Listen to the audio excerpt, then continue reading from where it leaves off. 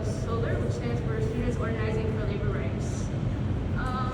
Northwestern prides itself on being a top research institution, but that means nothing if the people doing the research are both underappreciated, underfunded, or even silenced. Over the past year, we've seen multiple actions and groups, and now the very basis of what the university stands for, educating, being threatened. And the Trump administration wants to control what is taught because they don't want inquiry, they want obedience. And as an organization dedicated to labor rights, we've seen the continued devaluation of education and science intrinsically intertwined with that of labor rights. Not only is this a threat to the future of education as a whole, but a devaluation of the people who have dedicated years towards working for a better future for us all. Grants have been terminated, work orders have been suspended, and careers have been stalled overnight, leaving many of you and many of our students in the dark.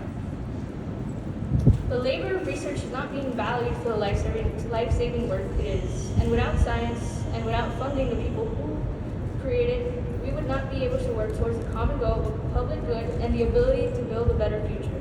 When research is cut, the effects are disproportionately felt by the already marginalized and oppressed groups of people, especially researchers who are doing politically sensitive work.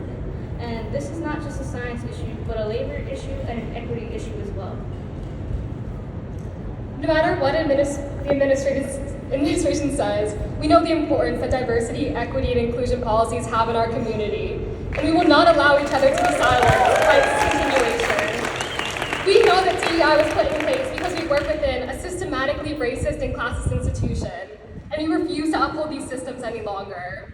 There have been leaps and bounds made within scientific research to include voices that have long been ignored and counteract the hurt done to marginalized communities who have historically been left out or harmed by research. But the work is far from over, and we will not let the progress be undone. We refuse to backtrack now. Even in the face of these setbacks, people on this campus and around the country continue to organize. Just in March, we saw our own dining hall workers organize a 12-day strike to demand that their contractor stop hoarding its wealth and provide a fair contract. In doing so, they not only protested their unjust contract, they resisted oppressive systems that devalue immigrants, the working class, and Black and brown communities. And they won the contract they were fighting for. That is proof that protesting works, organizing works, standing up for each other, fighting for our rights and our livelihoods works. And this shows the existence and importance of a multiracial, multi-ethnic coalition rooted in solidarity. Right now, we are all under threat in one way or another, and solidarity is more essential than ever.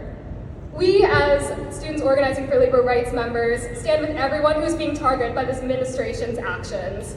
We stand with researchers whose work has been disrupted and left in uncertainty. We stand with students who fear for the futures of their careers after college. We stand with the immigrants and international students in our communities who are being threatened.